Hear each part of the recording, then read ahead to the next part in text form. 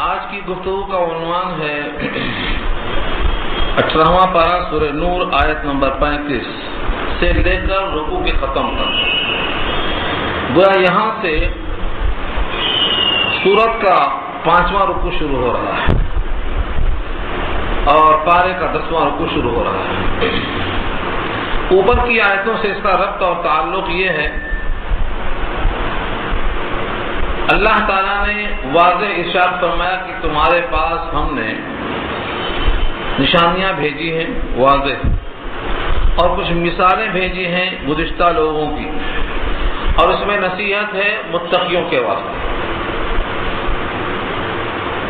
اس ضمن میں یہ بات جاننا چاہیے کہ سابقہ لوگوں کی مثالیں یا واضح نشانیاں اور آیتیں اور نصیحت کی باتیں اس لیے ہیں تاکہ نور ہدایت اور نور ایمان ہمارے دل میں داخل ہو، ان نصیحتوں کو ہم قبول کریں۔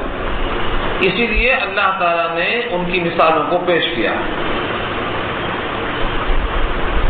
اگر اللہ تعالیٰ کسی کے لیے نور ایمان کا فیصلہ نہ کریں تو ساری دنیا مل کے کسی کے دل میں نور ایمان داخل کر نہیں سکتی، اور اگر وہ کسی بندے کو نور ایمان سے فیضیاب کر دیں تو دنیا کی ساری طاقت مل کر نور ایمان کو سلب اور کھینچ نہیں سکتی۔ نور ایمان اللہ تعالیٰ کسی کے قلب میں کس طرح داخل فرماتے ہیں، اور نور ایمان جب دل میں آتا ہے تو کس شکل میں آتا ہے، حالانکہ یہ چیز نظر نہیں آتی لیکن محسوس کی جا سکتی ہے۔ اللہ نے ایک مثال دے کے سمجھایا، اللہ نور السماوات والارض، یہ اسی کی مثال ہے۔ اللہ نور ہے، اللہ نور السماوات آسمانوں کے نور، والارض زمین کے نور۔ نور کیا چیز ہے؟ اردو میں نور کے معنی ہم کہتے ہیں روشنی۔ حقیقت یہ ہے کہ نور صرف روشنی کو نہیں کہتے، بلکہ نور کی تعریف کیا ہے امام غزالی نے، الظاہر بنفسہ والمظہر لغیرہ، جو چیز خود واضح ہو اور ظاہر ہو اور دوسروں کو ظاہر کر دے، جو چیز روشن ہو ظاہر ہو اور دوسروں کو بھی روشن اور واضح کر دے، اس کو نور کہا جاتا ہے۔ اللہ تعالیٰ زمین اور آسمان کے نور ہے، یعنی نور بمعنی منور، اس میں فاعل، کیونکہ نور اجسام میں سے بہرحال ہے، اور اللہ کی ذات اجسام سے پاک ہے، جسم سے پاک ہے۔ نور اور روشنی یا جو بھی تعریف کی جائے نور کی، چونکہ اجسام سے اللہ پاک ہیں لہذا وہ تعریف اللہ کے ذات اور صفات پر صادق نہیں آتی، اس لیے جمہور مفسرین کا اجماع ہے کہ اس سے مراد، نور سے مراد منور ہے، یعنی روشن کرنے والا۔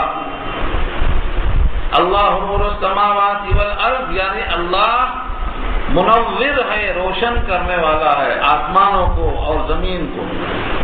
جب زمین آسمان کو روشن کرنے والا وہ ہے تو اس کے درمیان ہم اور آپ بھی ہیں، ہم کو بھی روشنی اسی نے عطا فرمائی، چاہے وہ آنکھوں کی روشنی ہو یا دل کی روشنی ہو، بصارت ہو یا بصیرت ہو۔ آنکھوں سے نظر آئے تو بصارت، اور دل سے نظر آئے تو بصیرت، یہ دونوں اللہ عطا فرماتے ہیں۔ اور یہ بصیرت جو ہوتی ہے جس کو نور ایمان کے ذریعے حاصل کیا جاتا ہے، جس کو اللہ نے پیغمبروں کے توسط سے ہمارے دل میں بھیجا ہے، حدیث میں آتا ہے اتقوا بفراست المؤمن فانه ينظر بنور اللہ، مومن کی فراست سے بچو، وہ اللہ کے نور سے دیکھتا ہے۔ تو وہ اللہ کا نور کون سا ہے؟ اللہ جب بندے کے قلب کو روشن کر دیتے ہیں، کیونکہ وہ منور ہیں اور قلب روشن ہو جاتا ہے، تو اس روشنی میں مومن بندہ اپنے آنکھوں سے اور اپنے دل کی آنکھوں سے جب دیکھتا ہے تو وہ فیصلہ سامنے آتا ہے جو اللہ کا دیا ہوا فیصلہ ہے، اس لیے وہ دھوکہ نہیں کھا سکتا۔ اللہ منور ہیں زمین اور آسمان کے، ہم سب کے قلوب کے، لہذا مومن کے دل میں جو نور ایمان اللہ داخل کرتے ہیں اس کا دل جگمگا اٹھتا ہے، اس کی مثال دے کے بتایا اللہ نے. مثل نورہ کمشکات فیہا مصباح. مثل نورہ، اس کے نور کی مثال. اس کے سے کیا مراد ہے؟ مثل نورہ، یہ ہی ضمیر ہے، پروناؤن ہے. اس کے نور کی مثال، تو کس کے نور کی مثال؟ بعض نے کہا اللہ کے نور کی مثال، بعض نے کہا سید الانبیاء کے نور کی مثال، بعض نے کہا مومن کے نور ایمان کی مثال. تینوں اقوال آگے آ رہے ہیں. اس کے نور کی مثال، اگر اس سے مراد اللہ کا نور ہے، منور ہونا ہے، تو اس کی مثال. اس سے مراد اگر سید الانبیاء کے قلب میں جو نبوت کے انوار ہیں اس کے نور کی مثال دینا ہے تو یہاں ہی کی ضمیر ادھر جائے گی. اور اگر ہر مومن کے قلب کی ضمیر، ہر مومن کے قلب کا نور مراد لیا جائے تو ہی کی ضمیر مومن کی طرف جائے گی. یعنی مومن کے نور کی مثال، یعنی اللہ کسی بندے مومن کے دل میں نور ایمان داخل کرتے ہیں، یہ اس کی مثال ہے. کمشکات، جیسے تاقچہ. کاف کے معنی تشبیہ کے لیے ہے اور مشکات کے معنی آتے ہیں ایک تاقچہ. فیہا مصباح، اس میں ایک چراغ ہے. مصباح کے معنی چراغ. چراغ کو مصباح کیوں کہتے ہیں؟ میں بتایا تھا آپ کو اس سے پہلے. عربی میں کسی لفظ کو اٹھا کر دیکھ لو تو اس کی علت، اس کا ریزن وہاں ملے گا کہ اس کا یہ نام کیوں ہے. مگر ہمارے اردو میں بلکہ کسی زبان میں نہیں ہے. آپ کا نام ٹنکو ہے، ٹنکو کیوں نام ہے آپ کا؟ بس رکھ دیا کہ ٹنکو نام پڑ گیا. لیکن احادیث میں اور قرآن میں اور عربی زبان میں جب کوئی شے کسی کا نام پڑے گا، علت اور ریزن سبب ضرور ملے گا. یہ مصباح کو چراغ کیوں کہتے ہیں؟ مصباح بنا ہے صبح سے، اور صبح کہتے ہیں جب روشنی پھیل جائے، اندھیرا ختم ہو جائے. اور مصباح اس میں اعلیٰ ہے جس کے ذریعے صبح حاصل ہو اندھیرے میں. اس طرح ہے. تو اس کو مصباح کہنے کی وجہ یہ، جتنے بھی عربی کے الفاظ ہیں آپ غور کرتے جائیں، اس لفظ کی وجہ وہی موجود ہے ہر لفظ میں. فرمایا المشکات، مشکات کہتے ہیں تابدان کو، تاقچے کو. فیہا مصباح، اس میں چراغ ہے. المصباح فی زجاجہ، وہ چراغ کہاں ہے؟ زجاجہ، کانچ کو کہتے ہیں، شیشے کو. تو وہ مصباح اور وہ چراغ کہاں ہے؟ ایک کانچ میں، ایک قندیل میں.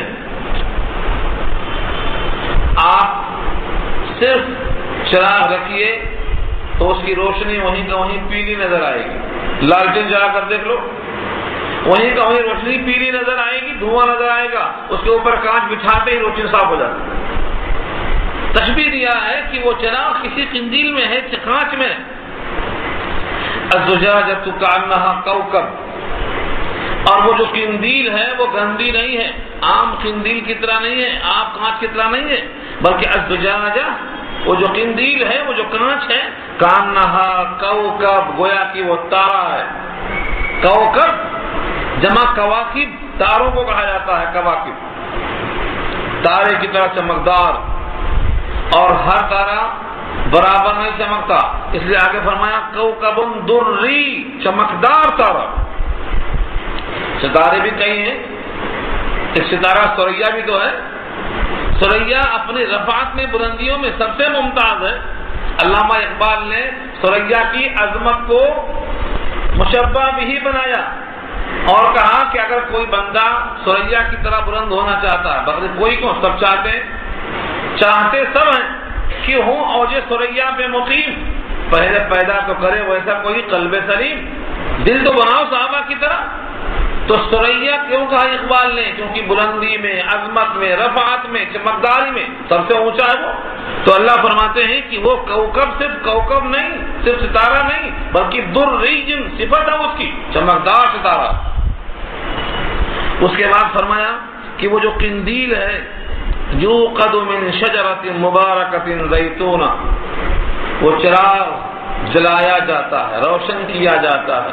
یوقد، ایقاد، جس کے ذریعے سے اس کی روشنی کو تیز کیا جائے. اس میں آپ گیس کا تیل ڈالیں گے بدبو آئے گی، گیس کا تیل جب اس میں خود بدبو ہے تو اس کی جو شعاعیں جلیں گی اس میں تیل کے ساتھ بدبو آئے گی۔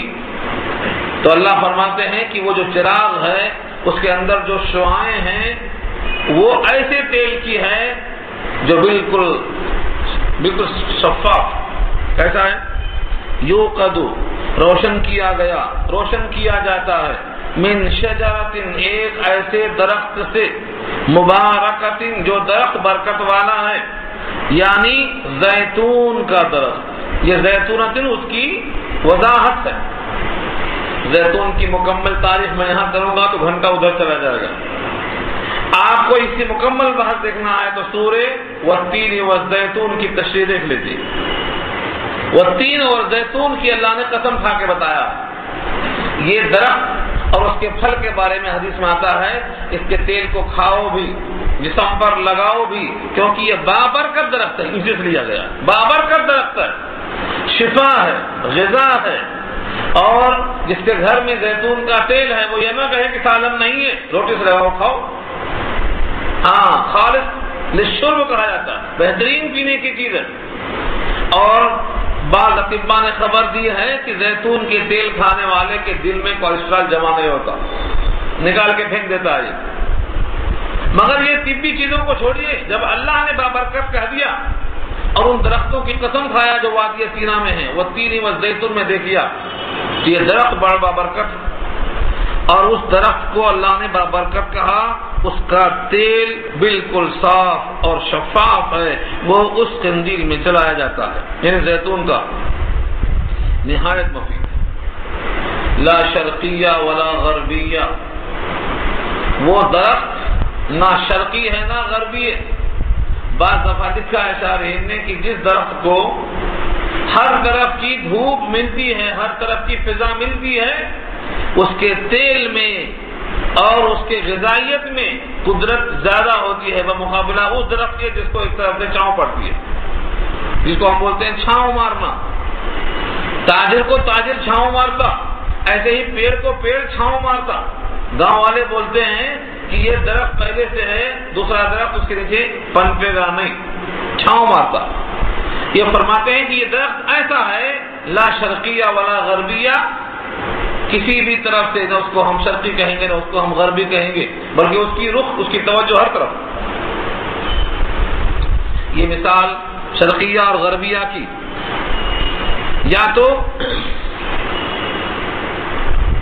اس لیے دیا گیا ہے کہ تیل بھی اپنے صفت میں اپنے درخت کی وجہ سے خالص ہے اور مکمل غذائیت سے بھرپور ہے، اس میں پوری قدرت موجود ہے، لا شرقیہ ولا غربیہ۔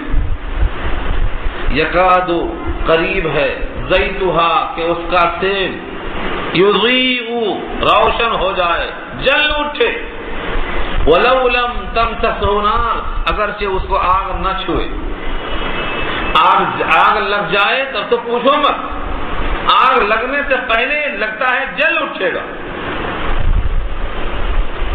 کسی چیز کا بہت زیادہ مستعد ہونا یہ محاورہ ہے، محاورہ۔ ایک شاعر کہتا ہے، آتش حسن سے جل جائے نہ آنچل تیرا۔ کیا مطلب ہوتا ہے؟ یعنی اس نے حسن کو آگ کا اور آگ کو تشبیہ دیا کہ اب جل اٹھنے کے قریب ہے۔ تو حسن کوئی جلنے کی چیز نہیں ہے، لیکن تشبیہ ہے شاید کی۔ تو اللہ نے اس تیل کو فرمایا کہ یہ تیل خود جل جائے گا، یہ تو ممکن بھی نہیں ہے، لیکن تشبیہ ہے کہ جلنے کو تیار ہے۔ مطلب یہ ہے کہ اس کے اندر اللہ نے وہ قوت رکھی ہے کہ بہت زیادہ روشن کرنے کے اندر صفات رکھتا ہے، اور خاص طور سے جب اس پر آگ لگ جائے۔ ابھی تو کہا تھا وہ جلنے کو تیار ہے، روشن ہونے کو تیار ہے، آگ لگے بغیر، ولو لم تمسسہ نار، نہ چھوئے اس کو آگ، اور اگر چھو گئی تو نور علی نور، سونے پر سہاگا۔ پہلے سے روشن ہونے کو تیار تھا، ادھر روشنی پھر آ گئی، ایک روشنی سے دوسری مل گئی، اب تو ہے سونے پر سہاگا، نور علی نور ہے، یہ بھی تیار وہ بھی تیار، جل اٹھا، یعنی پورا کا پورا منور ہو گیا۔ یہد اللہ اللہ ہدایت دیتے ہیں لنورہ، اپنے نور کی طرف، اپنے نور کے لیے اللہ ہدایت دیتے ہیں من یشاء، جس کو چاہیں۔ اس جملے سے معلوم ہوتا ہے کہ اوپر کی پوری مثال نور ایمان دل میں داخل کیسے اللہ کرتے ہیں، یہ اس کی تمثیل ہے۔ اب اس کو فٹ کیا ہے صوفیہ نے اور مفسرین نے، دیکھو لفظوں کے ساتھ۔ اس کے نور کی مثال ایک تاقچے کی ہے، آپ کا سینہ سامنے رکھ لو، یہ سینہ کیا ہے؟ یہ آپ کا تاقچہ ہے، تاپ دان ہے۔ فیہا مصباح، اس میں ایک چراغ ہے، یعنی دل۔ دل آپ کا بادشاہ ہے، جس کو یہ بات سمجھ میں آ گئی کہ دل بادشاہ ہے، وہ دل کو خراب نہیں کرے گا۔ پہلے یہاں رک کر دیکھ لو کہ دل بادشاہ ہے کہ نہیں ہے۔ اللہ کے حبیب فرماتے ہیں، یہ حدیث آپ بارہ سن چکے ہیں، پھر سنو، کہ تمہارے جسم میں ایک لوتھڑا ہے، گوشت کی بوٹی ہے، اگر وہ درست ہے تو تمہارا سارا جسم درست ہے، اور اگر وہ خراب ہے تمہارا سارا جسم خراب ہے۔ الا ان فی جسدکم مضغہ اذا صلحت صلح الجسد کلہ وَإِذَا فَسَدَتْ فَسَدَ الْجَسَدُ كُلُّهُ أَلَا وَهِيَ الْقَلْبُ۔ دل ہے وہ، دل صحیح سب صحیح، دل خراب سب خراب۔ اور آج تو بولنے کی بات ہی نہیں، کہتے ہیں ہارٹ اٹیک ہو گیا، دل خراب ہو گیا، پورا خراب ہو گیا، سب مان رہے ہیں۔ آج دل بند ہو گیا تو سب تسلیم کر چکے اس چیز کو۔ آج اچھا خاصا نوجوان ہے، دل بند ہو گیا، چلا گیا۔ تو جسم اور روح کے لحاظ سے بھی دل اتنا ہی اہم ہے جتنا حیات کے لحاظ سے اہم ہے۔ تو آپ کے سینے میں ایک دل ہے، یہ آپ کا چراغ ہے۔ اس چراغ کے اندر صلاحیت ہے نور ایمان کو اخذ کرنے کی۔ جب بچہ پیدا ہوتا ہے ماں کے پیٹ سے تو وہ صلاحیت لے کر آتا ہے۔ حدیث میں آتا ہے ہر بچہ پیدا ہوتا ہے اسلام پر۔ کل مولود یولد علی الفطرہ فابواہ یحودانہ او ینصرانہ او یمجسانہ او کما قال علیہ الصلوۃ والسلام۔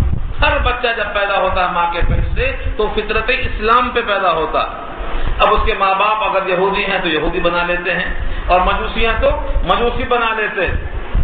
جیسے ہوتے ہیں صحبت دے کے ویسے میں ڈھال لیتے ہیں، لیکن پیدا ہوا ہے فطرت اسلام پر۔ تو دل بادشاہ ہے، دل میں نور ایمان کی جگہ اللہ دے کے بھیجتے ہیں۔ یہ مثال دیا اللہ نے۔ تو سینہ تاقچہ ہے اور اس کے اندر جو دل ہے یہ مصباح ہے۔ المصباح فی زجاجہ، اور مصباح جو ہے وہ کانچ کے اندر ہے۔ کانچ کے اندر کا مطلب کیا ہے؟ اللہ نے صلاحیت دے کے بھیجا ہے، اس کے چمکنے کی صلاحیت دے کے بھیجا ہے، اللہ نے سرب نہیں کیا ہے۔ ہر بندے میں یہ قوت دی ہے۔ الزجاجۃ کانہا کوکب، اور وہ جو صلاحیت ہے، صلاحیت اخذ کرنے کی، وہ اتنی روشن ہے کہ گویا وہ موتی ہے، چمکدار تارے کی طرح۔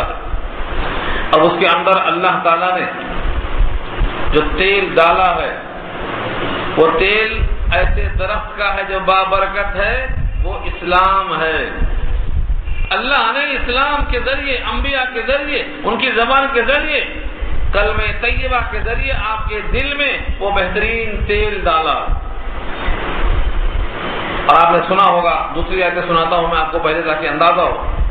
افمن شرح اللہ صدرہ للاسلام فهو علی نور من ربہ۔ یہ نور من ربہ کیا ہے؟ یہ تیل ہے جو اللہ کی طرف سے آتا ہے، جس کا سینہ اللہ کھول دیتے ہیں، وہ اپنے رب کی طرف سے ایک نور پہ ہوتا ہے، وہ دل کھلنے کا نور، یہ اللہ کی طرف سے فیضان ہوتا ہے۔ افمن شرح اللہ صدرہ للاسلام فهو علی نور من ربہ۔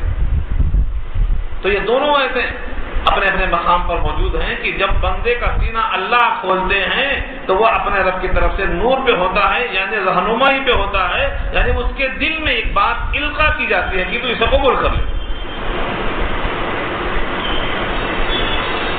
اور اللہ کی طرف سے جو القاء کیا جاتا ہے اس کی کوئی جہت نہیں ہے، لا شرقیہ ولا غربیہ، کوئی سمت نہیں ہے کہ دل میں آ جاتی بات۔ کون سی بات دل میں پڑ جاتی ہے؟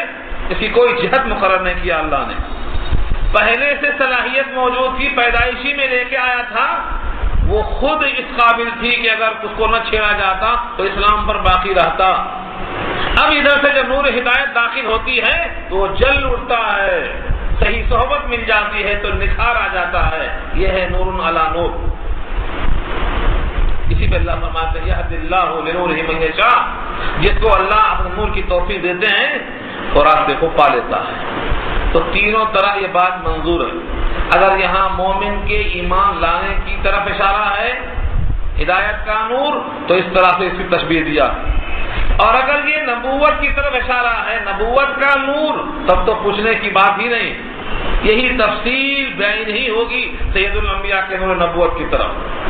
اللہ کی طرف سے رہنمائی, اللہ کی طرف سے صلاحیت اور اللہ کی طرف سے موقع, یہ تمام چیزوں سے نبوت کے انوار کھل جاتے ہیں.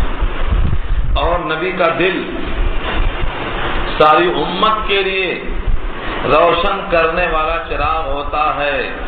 بہت سے لوگ ہیں جن کو معلوم ہے کہ ان کے توجہ کو نور نبوت کی طرف جتنا زیادہ انعکاس ہوگا اتنا ان کے دل میں صفائی پیدا ہوگی.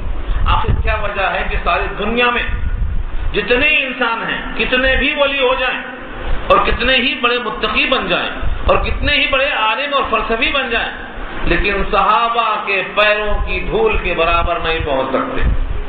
کیوں؟ جس نے نبی کو بحالت ایمان دیکھا ہو, نبی کے چہرے سے براہ راست اس نے نور نبوت کی وجہ سے اپنے قلب میں جو چیز حاصل کی ہے اس سے اس کی کائنات بن گئی. ایک لمحے کے لیے کسی نے نبی کو اگر دیکھ لیا بحالت ایمان اور خاتمہ اس کا ایمان پر ہو گیا, تو دنیا میں کوئی انسان کتنا ہی کوشش کر لے اس مقام صحابہ تک نہیں پہنچ سکتا. یہ کیوں؟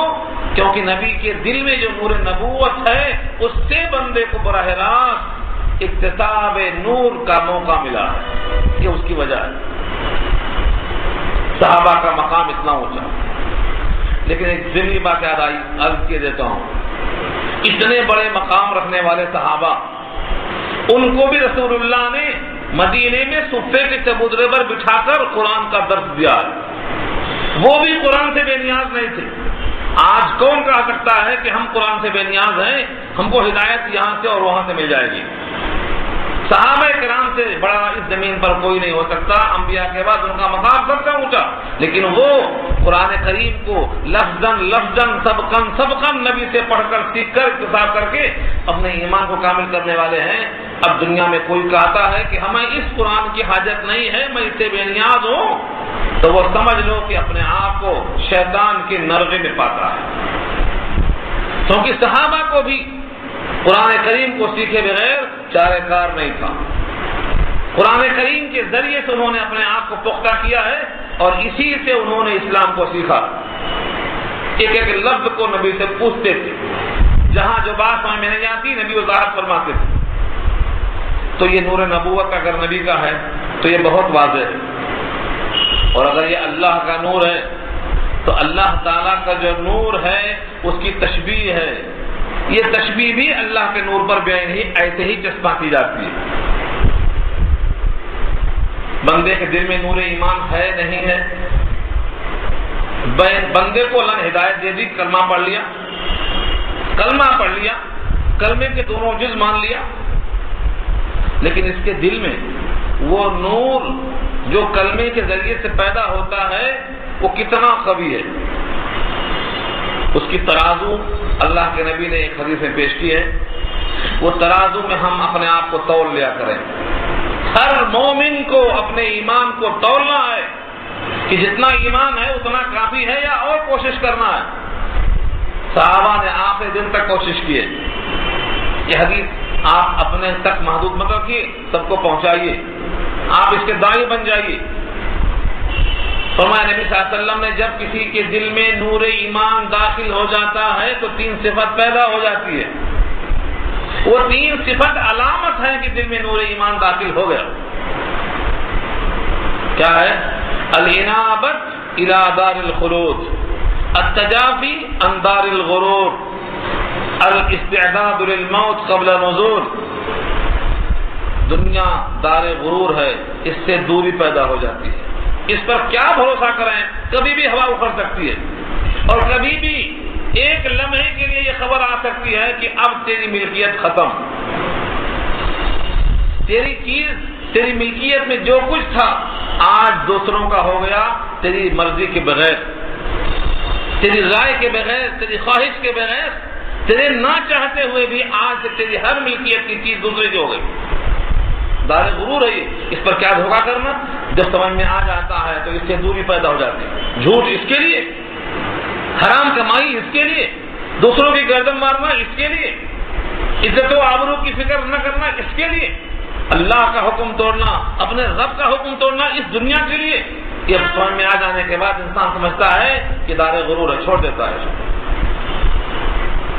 اور الانابت الی دار الخلود، جو ہمیشگی والا گھر ہے اس کی طرف توجہ بڑھ جاتی ہے. ایسے گھر کی لو لگ جاتی ہے جہاں کبھی بڑھاپا نہیں آئے گا، جہاں کبھی اکتاہٹ نہیں ہوگی، جہاں کبھی محرومی نہیں ہوگی. وہ جنت والا گھر ہے، اس کی طرف لو لگ جاتی ہے کہ میں اللہ کو راضی کیسے کروں. ایک بار جس سے اللہ راضی ہو جائے گا پھر کبھی ناراض نہیں ہوگا. یہ اللہ کی خصوصی صفت. بندے ناراض بھی ہوتے پھر بگڑ جاتے، پھر ناراض ہوتے پھر بگڑ جاتے. انہیں دوستی بھی ہوتی، ٹکراؤ بھی ہوتا. لیکن اللہ کی صفات میں سے یہ ہے کہ جس سے ایک بار راضی ہو جاتا وہ پھر کبھی ناراض نہیں ہوتا. تو ہمیشہ اس فکر میں بندہ ہوتا ہے کہ میں کیسے اپنے مالک کو راضی کر لوں. اور تیسری خوبی یہ ہے کہ موت کے آنے سے پہلے موت کے لیے مستعد رہتا ہے، حساب کتاب کر کے تیار رہتا ہے. میرا، مجھ میں کچھ نہیں، سب کچھ تیرا. اپنے آپ کو بھی اللہ کے حوالے کر دیتا ہے، تو اس کے حکم کے تابع کر دیتا ہے. یہ تین صفتیں آ گئیں، نور ایمان داخل ہو گیا. اور صفتیں اگر نہیں آئی ہیں تو ان کی کوشش کرنا. اس آیت کو آپ دوبارہ غور سے دیکھیں. اس کو اللہ کی طرف سے بعض لوگوں نے آیت نور کہا ہے.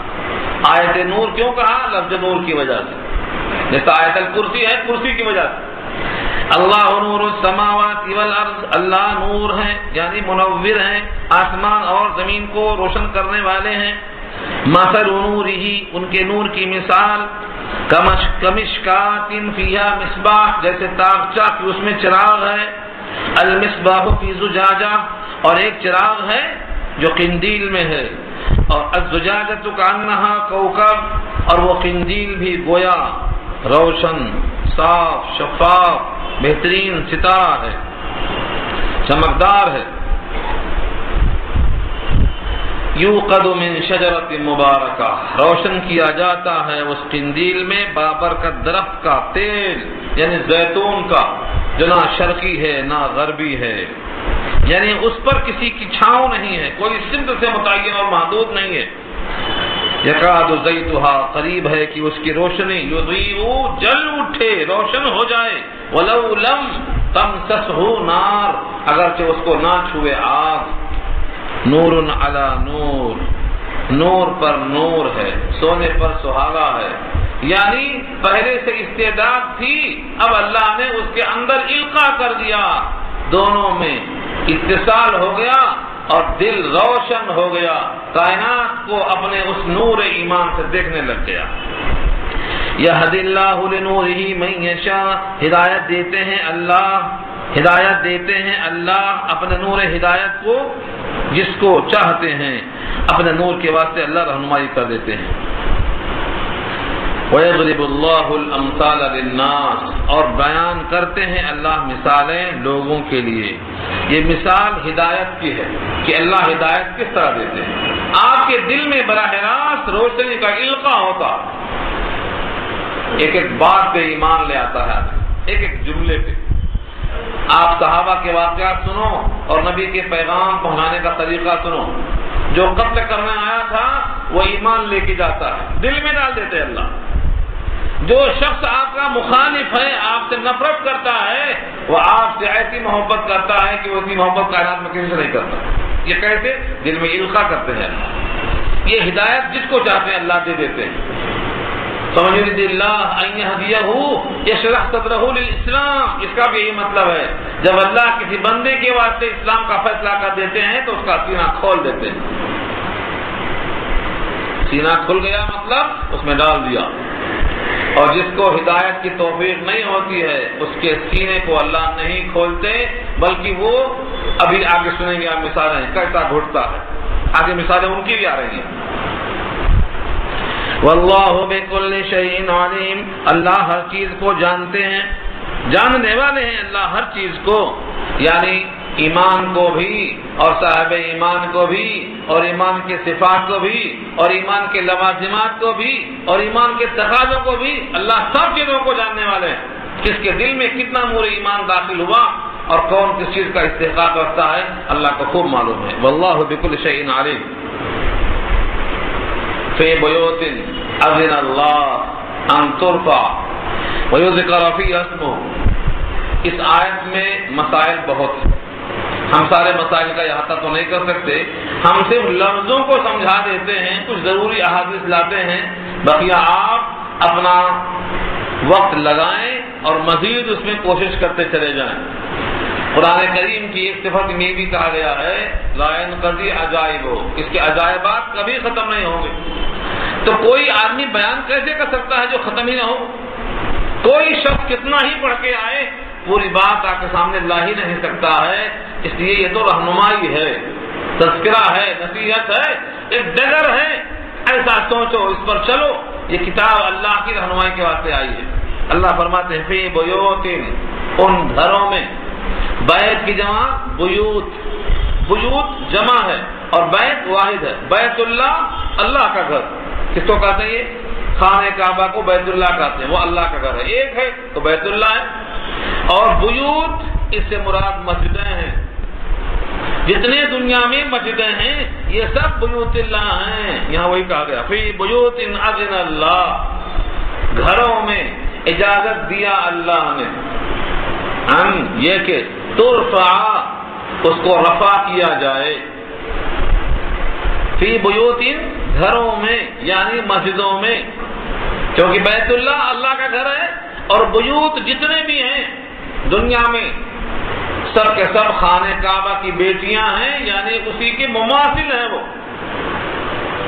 فی بیوت اذن اللہ، جتنے بھی مسجدیں ہیں ان تمام گھروں کے بارے میں اللہ کا کیا حکم ہے؟ اذن اللہ ان ترفع، ان کو رفع کیا جائے. اور رفع کے معنی آتے ہیں بلند کرنا. اس کے 3 معنی بتایا شارحین نے. اللہ نے حکم دیا، اللہ نے اجازت دیا کہ ان گھروں کو بلند کیا جائے. ترفع کے معنی عمارت کی تعمیر. کیسے؟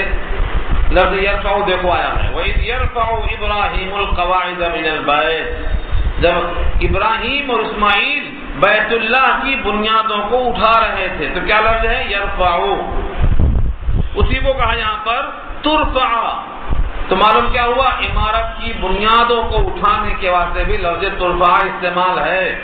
لہذا تعمیر مسجدوں کی جائے، یہ حکم ہے. اور کمزور نہیں، مضبوط. کیونکہ آگے کیا لفظ ہے؟ ان ترفع، ان کو بلند کیا جائے.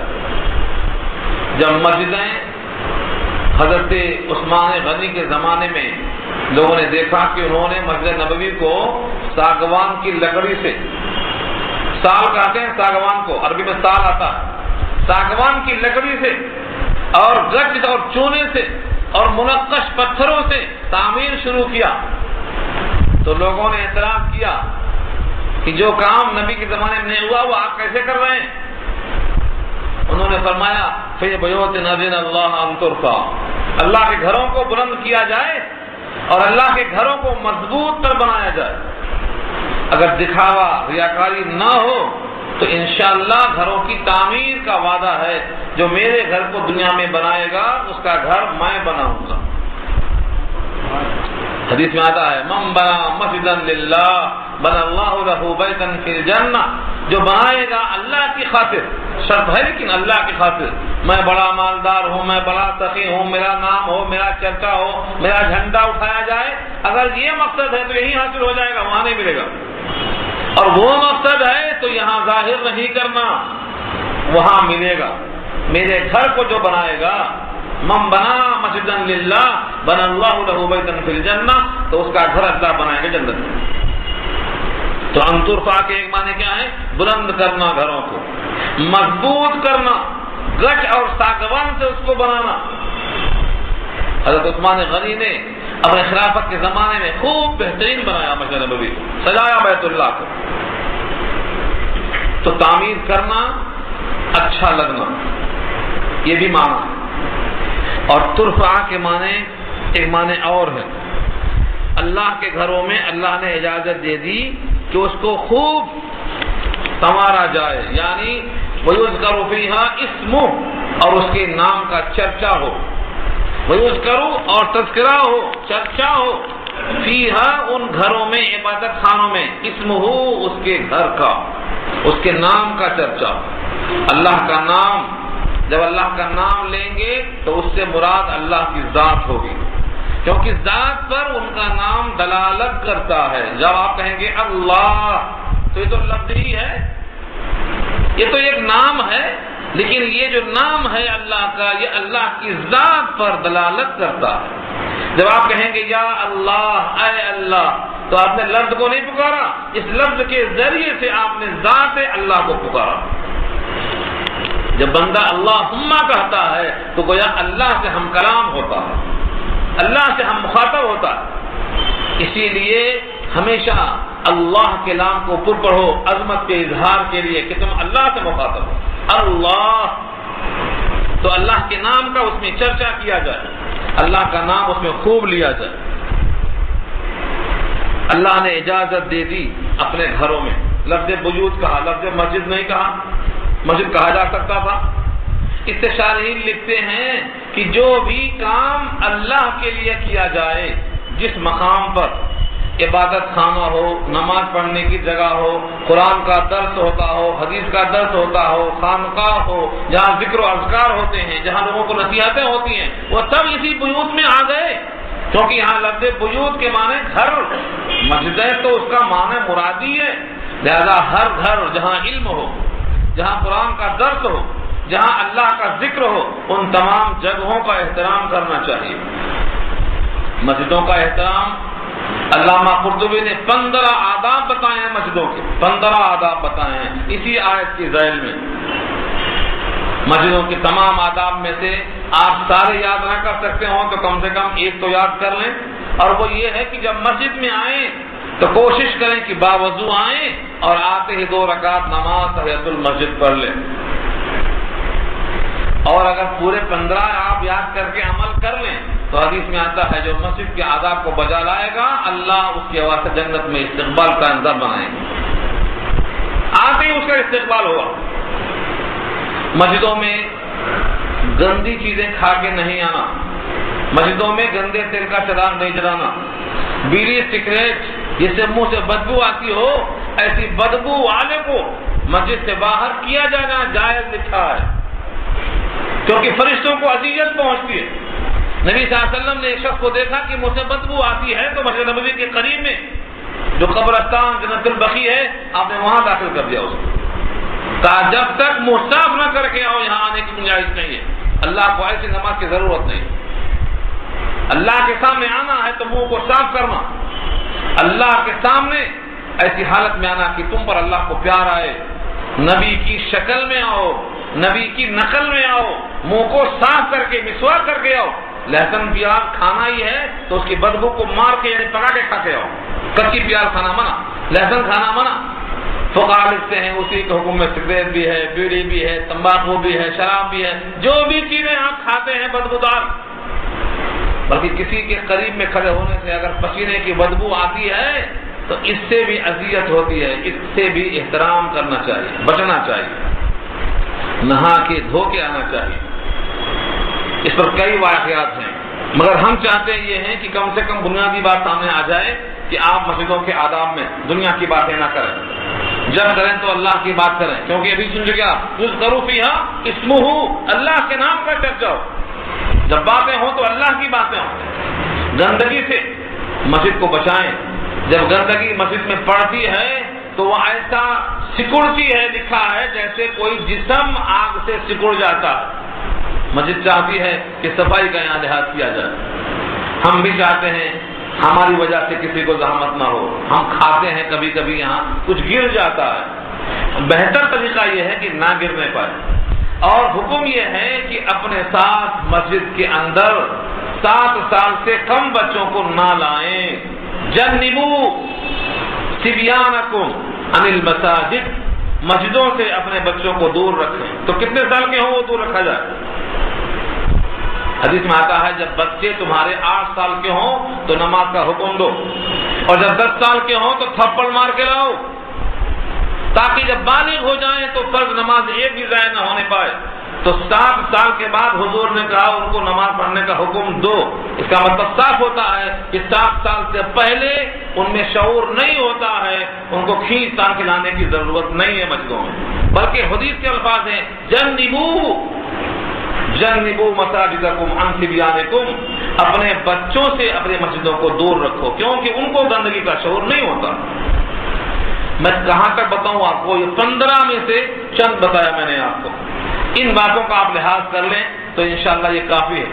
تو اللہ تعالیٰ نے مسجدوں کے واسطے بھی اور دیگر مقدس مقامات کے واسطے بھی ادب سکھلایا ہے۔ لفظ ازنا کیوں دیا؟ اجازت، حکم کیوں نہیں دیا؟ امام قرطبی لکھتے ہیں یہ بھی ہو سکتا تھا کہ تم کو اللہ نے حکم دے دیا یہ کہا جائے، لیکن اللہ نے بجائے حکم دینے کے کیا کہا؟ آزینا، اجازت دے دی۔ اتنی پیاری بات کہا ہے امام قرطبی نے کہ مومن کو اللہ کے گھر میں آنے کے لیے ایسا تیار ہونا چاہیے کہ جیسے مجھے بادشاہ نے آج کہا دیا کہ اچھا اندر آ جاؤ، اچھا اندر آ جاؤ، اجازت دے دی، تیار تھے، ہم مستعد تھے، منتظر تھے، اب اذان ہو، اب پکارا جائے تو باوضو ہو کر ہم مستعد تھے، اجازت مل گئی، آ جاؤ۔ ازینا، جس طرح کسی شاہی دربار میں بڑے ادب کے ساتھ جاتے ہیں اور منتظر کھڑے رہتے ہیں کہ کب ہم کو موقع ملے گا، اجازت مل گئی، اذن اللہ، اجازت دے دیا اللہ نے۔ تمہاری طلب تمہارے اندر سے اضطراب تھا، اپنے مالک کے پاس سجدہ ریز ہو کر فیضیاب ہونے کا، اجازت دے دی، آ جاؤ۔ یہ ہے منشاء اللہ کی طرف۔ مومن تو منتظر ہوتا ہے، اسے حکم دینے کی حاجت پیش نہیں آتی۔ جو بے قرار ہوتا ہے اپنے مالک سے ملنے کے واسطے، اس کو حکم نہیں دیا جاتا، اجازت دی جاتی ہے باریابی کے، آ جاؤ۔ اللہ نے اجازت دے دی کہ بلند کیا جائے گھروں کو اور تذکرہ کیا جائے اس میں اللہ کے نام کا، تسبح لہ فیہا، تسبیح کی جائے، تسبیح کرتے ہیں اللہ کے واسطے، فیہا، ان جگہوں میں، ان گھروں میں، ان مقامات میں، بالغدو والآصال، صبح اور شام، بالغدو صبح، آصال شام، صبح شام کا تذکرہ یہ ہے، یعنی صبح شام ایک محاورہ ہے، جیسے ہم کہتے ہیں رات دن لگا ہے اسی میں، تو رات دن کا مطلب کیا ہوا؟ پورے اوقات اسی میں لگا ہوا ہے، انہماک میں ہے۔ ایسے ہی عربی میں کہا گیا ہے بالغدو والآصال، صبح اور شام لگا ہوا اسی کام میں، لگا ہوا بندگی میں لگا ہوا۔ کبھی کوئی کام کرتے کرتے انہماک اتنا ہو جائے کہ اللہ کی آواز آئے کہ سارے کام چھوڑ دو، میرے پاس آ جاؤ، ہم تاخیر کرنا درست نہیں ہے۔ آگے اللہ فرماتے ہیں رجال، کچھ مرد ایسے ہیں، کچھ لوگ ایسے ہیں، لا تلہیہم، کہ ان کو غافل نہیں کرتی، تجارت، کوئی تجارت، ولا بیع، اور کوئی خرید و فروخت، عن ذکر اللہ، اللہ کی یاد سے۔ کچھ لوگ ایسے ہیں، سب تو ایسے نہیں ہیں، سب جب بھی نہیں تھے، رجال، کچھ ایسے لوگ ہیں۔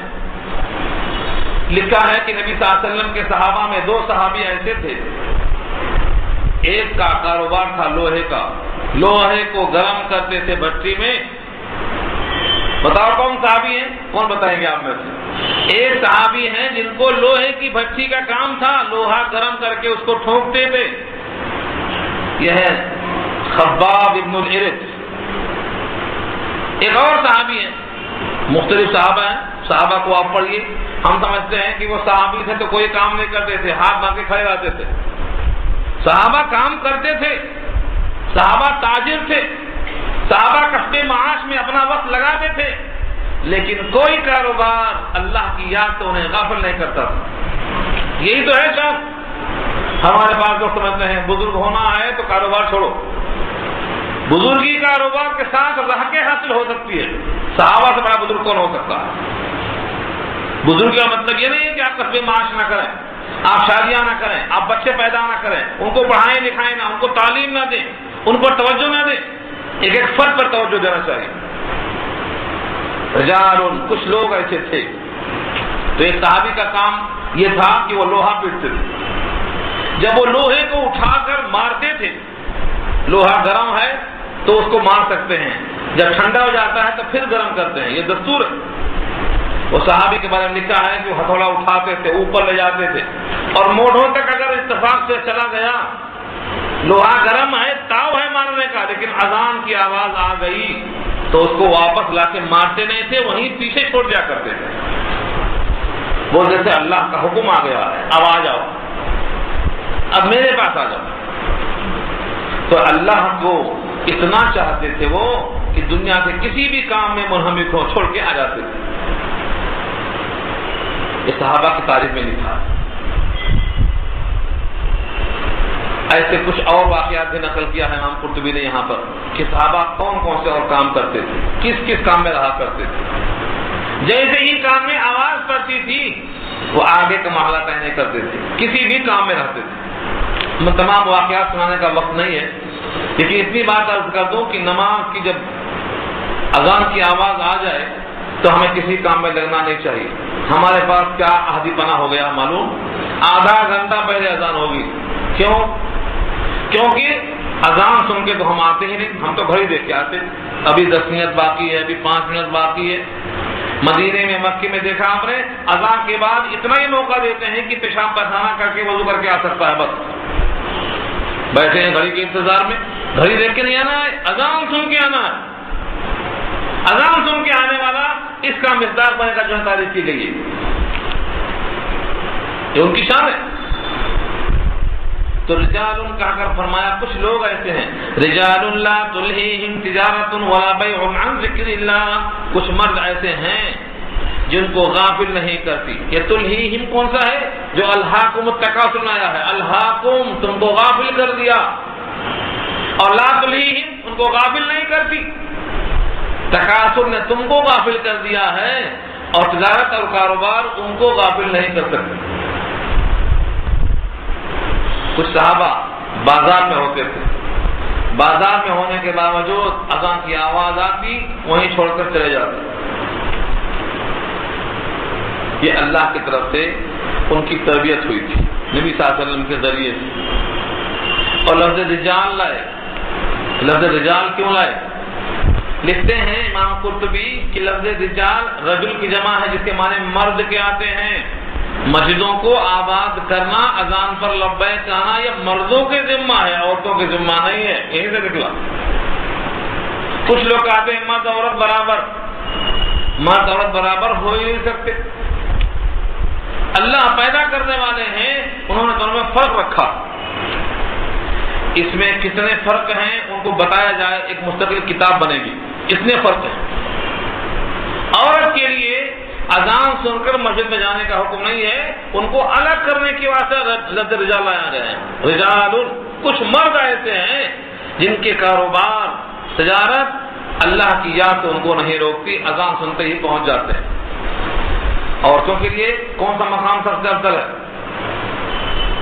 صلاۃ البیت افضل فی بیتہا، صلاۃ المرأۃ افضل فی بیتہا. عورت کی نماز سب سے افضل اس کے گھر میں ہے. صرف گھر میں نہیں، فی قعر بیتہا، اس کے گھر کے گڑھے میں، آنگن میں، کونے میں، فرمایا نبی صلی اللہ علیہ وسلم نے. کیوں؟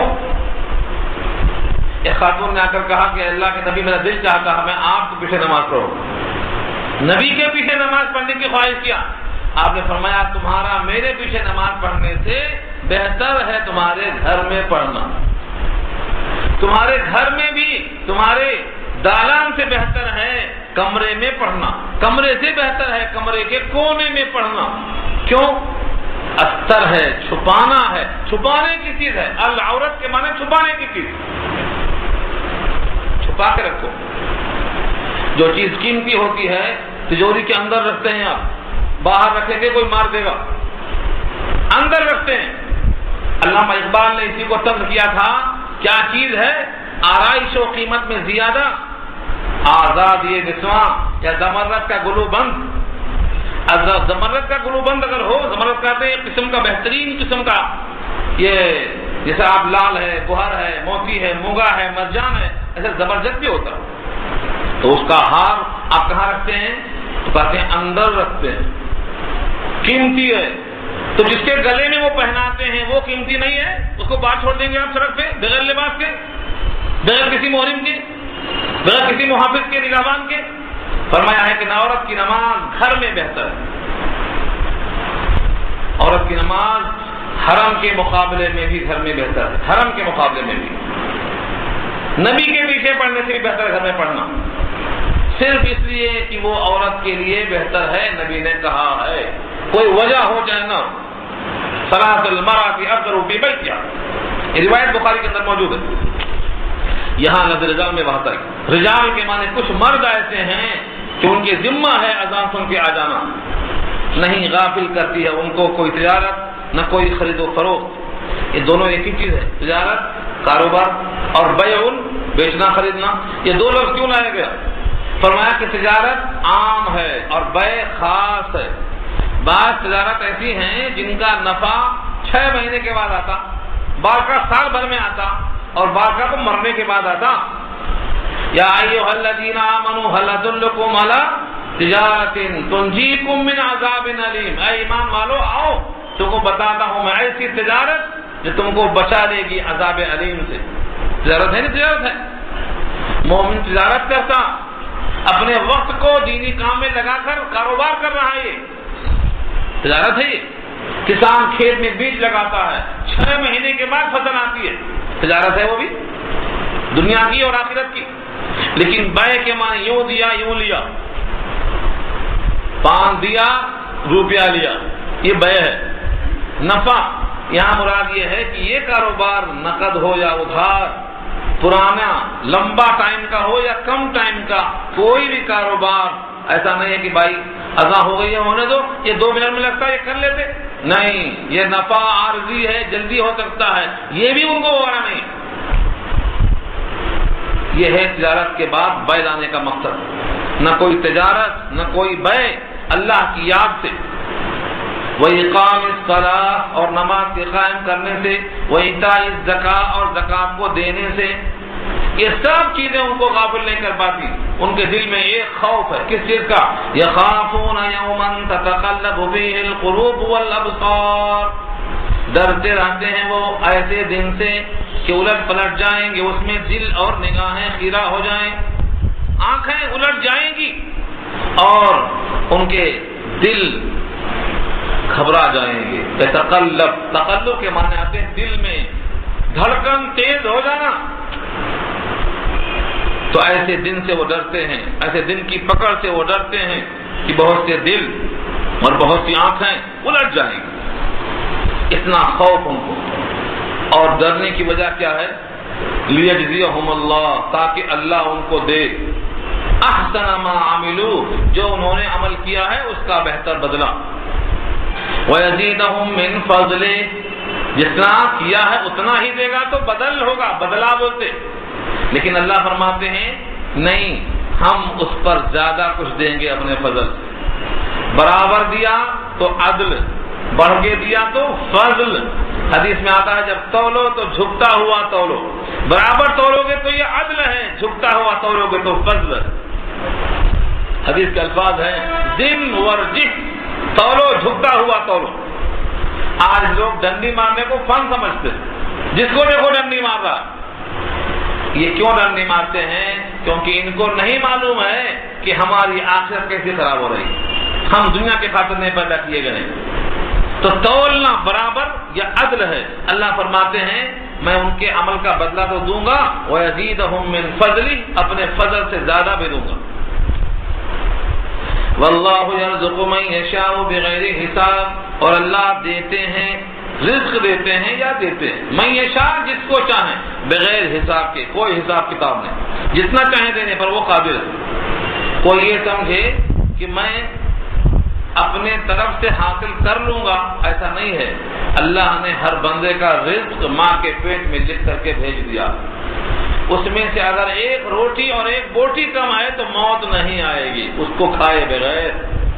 یہ اعلان ہے نبی کا، الا وان نفسا لن تموت حتى تستكمل رزقها، آگاہ رہو مرو گے نہیں، مرو گے نہیں۔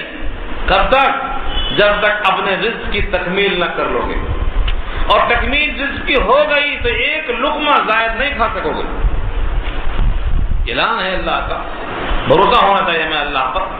اللہ جس کو چاہتے ہیں بغیر حساب کے دینے پر قادر ہے۔ یہاں تک بات ہو گئی نور ایمان کی۔ اب صرف 2 آیتیں اور میں سنانا چاہتا ہوں۔ یہ مثال ہے کافروں کی، جن کے دل میں نور ایمان داخل نہیں ہوتا، جن کا سینہ اللہ نہیں کھولتے۔ آپ سر پٹک لو ان کے واسطے، مگر دل میں ایمان کی بات نہیں آتی۔ ایسے کافر 2 قسم کے ہوتے ہیں۔ ان 2 کافروں کی 2 مثال دیا اللہ نے۔ یہ 2 کافر کون سے ہیں اس کو آپ خود سمجھیے آیتوں کے الفاظ سے۔ والذین کفروا اعمالهم کسراب بقیعة یحسبه الظمآن ماء حتى اذا جاءه لم یجده شیئا ووجد اللہ عنده فوفاه حسابه واللہ سریع الحساب۔ یہ مثال میں ایک کافر کی مثال دی گئی، ایک جسم کی۔ اور دوسری مثال کیا ہے؟ دوسرے کافر کی۔ کافر کی مجموعی طور پر 2 قسمیں ہوتی ہیں۔ ایک کافر تو وہ ہے جو آخرت کو بالکل نہیں مانتا۔ کیا ہے آخرت؟ مر گئے، ختم۔ مرنے کے بعد زندہ ہونے کا کوئی تصور نہیں ہے۔ ایک وہ کافر ہے، اس کی مثال بعد میں آ رہی ہے۔ اور ایک کافر وہ ہے جس میں نور ایمان تو ہے نہیں، لیکن اس کے ایمان کا وہم ہے اس کو کہ میں بھی کچھ ہوں، پن کرتا ہے، خیرات کرتا ہے، دواخانے کھولتا ہے، نیک کام کرتا ہے، بڑوں کے ساتھ احترام کرتا ہے، جو اچھا سمجھتا ہے سب کرتا ہے، لیکن نور ایمان جس کا نام ہے وہ داخل نہیں ہے۔ وہ نور ایمان کیا ہے؟ لا الہ الا اللہ محمد الرسول اللہ، یہ دونوں جز کو ماننا ہے۔ اللہ کی الوہیت بلا شرکت غیر اور محمد کی رسالت پر بتمام ہی قبول کرنا ہے، یعنی ما جاء بہ الرسول پر ایمان لانا ہے۔ آپ نے جو کچھ اللہ کے پاس سے لے کر ہم کو دیا ہے سب کا سب ماننا۔ یہ کلمے کے 2 جز ہیں۔ پہلے جز میں الوہیت ہے، دوسرے جز میں رسالت ہے۔ ان کو اگر نہیں مانتا ہے تو دنیا کے سارے نیک کام کر لے، اس کا ایمان کیسا ہے؟ وہمی ایمان ہے، نور ایمان نہیں ہے۔ دنیا کی ہر نیکیاں کر لے، دنیا کے سارے کام اچھے کر لے، لیکن جب تک ایک اللہ کو نہیں مانے گا، اللہ کے ساتھ غیروں کی نفی نہیں کرے گا، جب تک لا الہ نہ کہہ لے، الا اللہ کا کوئی مطلب نہیں۔ پہلے لا الہ کہنا پھر الا اللہ، یعنی کوئی معبود نہیں ہے، یہ پہلے تسلیم کرنا، پھر ایک اللہ ہے اس کے وجود کو ماننا۔ تو یہ بندہ کیا کرتا؟ اچھے کام کرتا، فقیروں کو دیتا، غریبوں کو محتاجوں کو دیتا، بیواؤں پر رحم کھاتا، بڑے بڑے سرائے خانے بناتا، بڑے عمدہ کام کرتا، لیکن اس کو وہ نور ایمان حاصل نہیں ہے۔ تو کیسا ایمان ہے اس کا؟ وہمی ایمان ہے، وہم ہے۔ ارے میں بھی کچھ کر رہا ہوں، مجھے کچھ بدلہ ملے گا۔ آپ کو یہ مثال یاد کر کے ان کو سنانا چاہیے۔ دیکھو مثال میں کیا کہا اللہ نے، والذین کفروا، اور وہ کافر، وہ لوگ جنہوں نے کفر کیا، اعمالهم، ان کے اعمال، عمل کی جمع ہے جو وہ کرتے ہیں، کا سراب، سراب کی طرح ہے۔ شراب نہیں بول رہا ہوں بڑی شین سے، سراب، سین رے الف بے، سراب۔ سراب کہتے ہیں ریت جو چمکتی ہے دور سے۔ کبھی ریگستان میں نہیں گئے ہوں تو ندی کے کنارے جا کر دیکھو، دھوپ میں ریت چمکتی ہے، ایسا معلوم ہوتا ہے کہ پانی کی موجیں چھاٹے مار رہی ہیں، دور سے پانی دکھائی دیتا ہے۔ تو اس کے اعمال کیسے ہیں؟ جیسے چٹیل میدان میں چمکتا ہوا ریت، قیعہ کے معنی میدان، چٹیل میدان میں، ریگستان میں ایسا لگتا ہے کہ یہ بہترین پانی چمک رہا ہے۔ کسراب بقیعہ، چمکتا ہوا ریت ہے چٹیل میدان میں، یحسبہ اس کو گمان کرتا ہے الظمآن پیاسا. غمون کے معنی پیاس، پیاس، العطش پیاس کی شدت میں جا رہا ہے کہ وہاں پانی ہے، پانی کی طلب میں جا رہا ہے، اور دور سے ریت چمکتی ہے، اس کو پانی نظر آتا ہے پانی نہیں وہ، مگر پانی دیکھ کر چلتا چلا جا رہا ہے. یحسبہ الظمآن ماء، ظمآن کے معنی پیاسا. کچھ پیاسے ایسے ہیں جن کو ایک بار جام کوثر ملے گا تو پھر کبھی پیاس نہیں لگے گی. ایسی کوشش کرو، دنیا میں رہ کر ہی کوشش کرنا ہے. وہ پیاسا وہاں بھی یہ سمجھ کر چلا جائے گا کہ پانی وہاں رکھا ہوا ہے. حتی اللہ فرماتے ہیں یہاں تک کہ چلتے چلتے اذا جاءہ جب وہاں پہنچا، اس سراب کے پاس جب پہنچا، لم یجدہ شیئا وہاں پانی کا قطرہ بھی نہیں ہے، شیئا کچھ بھی نہیں ہے. ایک گلاس دو گلاس جو سمندر کی ٹھاٹھیں مار رہا تھا، جب قریب آ کے دیکھا لم یجدہ شیئا وہاں کچھ بھی نہیں ہے. پھر وہاں کیا ملا؟ فوفاہ اللہ حسابہ ووجد اللہ عندہ، وہاں اللہ کو پایا، اللہ کو حاضر پایا. فوفاہ حسابہ اللہ نے اس کے حساب کو پورا کر دیا، اس کا حساب برابر کر دیا. یعنی پانی کی پیاس میں وہاں تک گیا تھا، اب پانی نہیں ملا تو پیاسا تڑپ کے مر گیا. یہ ہے کام تمام ہونا. اور جب آخرت میں پہنچے گا نیک کام کر کے سمجھ کے جانے والا، وہاں جب جائے گا تو اس کی نیکیوں کو سراب کی طرح پائے گا، اس کا کوئی اثر نہیں ہوگا، اور اللہ تعالیٰ اس کا حساب لے کر جہنم میں بھیج دیں گے. یہ اس کافر کی مثال ہے جو دنیا میں رہ کر وہمی ایمان رکھتا ہے، وہمی کہ میں کچھ کر رہا ہوں. بہت سے لوگ اگر اخلاص نہیں ہے تو وہمی ایمان لے کے پھرتے ہیں. بہت سے لوگ، حقیقی ایمان کی تلاش ضروری ہے. تو جیسے وہاں پہنچیں گے کچھ ہی وہاں کو نہیں ملے گا. لم یجدہ شیئا وہاں کچھ بھی نہیں ملا، اور اللہ کو انہوں نے وہاں پر پایا، یعنی اللہ کے پاس حاضری ہو گئی. فوفاہ حسابہ اللہ نے ان کا حساب، ان کی عمر بھر کا حساب پورا کر دیا. واللہ سریع الحساب اللہ جلد حساب لینے والے ہیں. اللہ بہت جلد حساب لینے والے ہیں. جیسے ہی آنکھ بند ہوئی حساب شروع. یہ کس کی مثال ہے؟ جس کا کفر ایسا ہے کہ وہ کچھ نہ کچھ کرتا ہے آخرت کے لیے، مگر صحیح ایمان نہیں ہے، وہ ہم ایمان. اس کے بعد دیکھو وہ کافر جس کو آخرت کا بھی تصور نہیں ہے، اسے کوئی نیکیاں کرنے کا جذبہ نہیں ہے، وہ صرف کفر کے ساتھ لذتوں میں لگا ہوا، نہ مالک کو جانتا، نہ مالک کے صفات کو جانتا، نہ مقصد حیات کو جانتا، نہ کوئی نیک کام کو جانتا، بس جی رہا ہے بیلوں کی طرح. حدیث میں آتا ہے جانوروں کی طرح جی رہا، بلکہ آیت موجود ہے سورہ انعام کی، جانوروں کی طرح ہے. کل انعام چوپائی کی طرح، بیل بھی کھاتا یہ بھی کھاتا، گھوڑا بھی کھاتا یہ بھی کھاتا. انعام چوپایا مثال دیا اللہ نے. بلکہ غصہ میں آپ آگے بڑھ کر اگر سوچیں گے تو جانور کا تو حساب کتاب وہیں ختم ہو جائے گا، اندر داخل نہیں ہوگا جہنم میں. وہ ان کو تو اندر جہنم میں جانا ہے. تو کل انعام کہہ کے غصہ ٹھنڈا نہیں ہوا، فرمایا بل ہم اضل، ان سے بھی بدتر. یہ ان کی مثال ہے. او کظلمات، یا تاریکیوں کی طرح، یعنی جنہوں نے کفر کیا ہے ان کافروں کی مثال ہے تاریکیوں کی طرح. ظلمات جمع ہے ظلمت کی، واحد ہے. فی بحر سمندر میں، فی بحر سمندر میں تاریکیاں ہوتی ہیں. لجن، لجی کے معنی آتے ہیں اس کی بھنور، جہاں پانی گول پھرتا، یہ ہے لجی. اور اس کے معنی کیا ہے؟ پانی کی بھنور.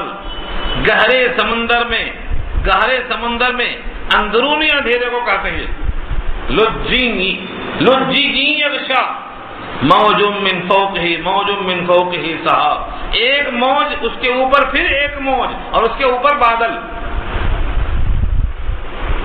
سمندر کی گہرائی میں خود تاریکی ہے، پھر پانی کی موجیں ہیں، اور ایک موج کے اوپر پھر ایک موج ہے، اور اوپر سے بادل چھایا ہوا ہے. تاریکیوں کی تشبیہ دیکھو، اتنی تاریکیاں ہیں اس کے دل پر، اس کے تصور میں تاریکیاں ہی تاریکیاں ہیں۔ اللہ فرماتے ہیں ظلمات بعضها فوق بعض، وہاں کیا کہا تھا؟ نور علی نور کہا تھا، یہاں کیا کہا؟ ظلمات فوق ظلمات بعضها فوق بعض، تاریکیاں ہیں ان میں سے بعض بعض کے اوپر، تاریکیاں ہی تاریکیاں۔ اتنی تاریکی ہے اذا اخرج یدہ، جب نکالتا ہے اپنا ہاتھ، لم یکد یراہا، نہیں ہے قریب کی ہاتھ کو دیکھ سکے۔ جسم انسانی میں سب سے زیادہ قریب کرنے کے لیے آدمی کے پاس ہاتھ ہی ہوتا ہے۔ آپ جب چاہیں ہاتھ کو آنکھ سے قریب کر لیجئے، نظر آئے گا ہاتھ۔ سب سے قریب تر ہاتھ کو کیا جا سکتا ہے، وہ ہاتھ بھی قریب نہیں ہے کہ دیکھ سکے، اتنی تاریکیاں۔ اذا اخرج یدہ لم یکد یراہا، تو اب کتنی تاریکیاں ہو گئی؟ ایک سمندر کی تاریکی، پھر اس کے اندر گہرے سمندر کی تاریکی، اندرونی اندھیرا، اس پر موج کی لہر، اس کے اوپر پھر ایک موج، اور اس کے اوپر بادل، نیچے اوپر، تاریکیاں ہی تاریکیاں ہیں، اپنا ہاتھ بھی دیکھنے کے قریب نہیں۔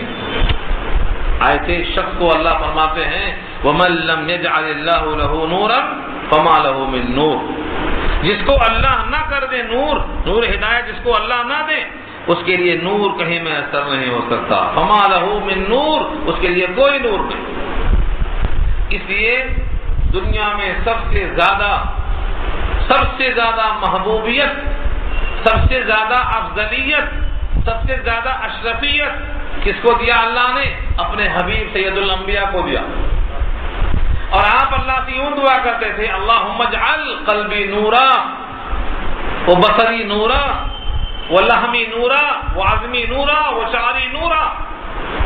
یہ دعا کیوں کرتے تھے؟ اللہ کے نبی اللہ سے یوں دعا کرتے تھے اللہم اجعل قلبی نورا، اے اللہ میرے قلب کو نور کر دے، میرے گوشت کو نور کر دے، میری ہڈیوں کو نور کر دے، میرے چمڑوں کو نور کر دے، مجھے نور ہی نور کر دے۔ کیوں دعا کرتے تھے یہ؟ کیونکہ جس کو اللہ نور نہ دے اس کو نور میسر نہیں آ سکتا۔ جب اللہ کے نبی اللہ سے نور مانگ سکتے ہیں تو پھر ہم کو آپ کو کس سے اور کب کیوں نہیں مانگنا چاہیے؟ سوال موجود ہے یہاں پر، ہم کو بھی اللہ سے نور مانگنا چاہیے۔ یہاں سے یہ بات بھی صاف ہو گئی کہ اگر آپ سر سے پاؤں تک سراپا پہلے سے نور تھے تو پھر نور مانگنے کی کیا ضرورت پیش آئی؟ اس سے معلوم ہوا کہ آپ سید البشر ہیں اور آپ آدم کی اولاد میں ہیں اور آپ اللہ کے فضل و کرم سے بیویوں والے ہیں، بچوں والے ہیں، اور آپ کا جسم ہے، بس اللہ سے دعا کر کے اس جسم کو آپ نے نورانی بنا لیا۔ تو جسمانی بشر، جسم کے ساتھ بشریت لگایا اللہ نے اور اس میں نور ہی نور عطا فرمایا، قلب کو نور، آنکھوں کو نور، جسم کو نور۔ تو مطلب کون سا نور ہے یہ؟ نور نبوت ہے، نور ہدایت ہے، جس سے اللہ نے آپ کو ہمکنار کیا۔ تو جس بندے کو نور اللہ نہ دے اسے کوئی دوسرا نور نہیں دے سکتا۔ اس لیے اللہ کے نبی کی یہ دعا آپ بھی یاد کر لو، یہ بھی یاد کر لو۔ جب تک دعائیں نہ کریں گے نبی کی سنت ادا نہیں ہوگی، اور نبی کو نور کی اتنی حاجت نہیں تھی، آپ بہت زیادہ نورانی تھے، لیکن ہم کو آپ کو سکھانے کے لیے دعا کی ہے کہ جب نبی کو مانگتا ہوا دیکھیں گے تو نبی کے چاہنے والے اللہ سے خود مانگیں گے۔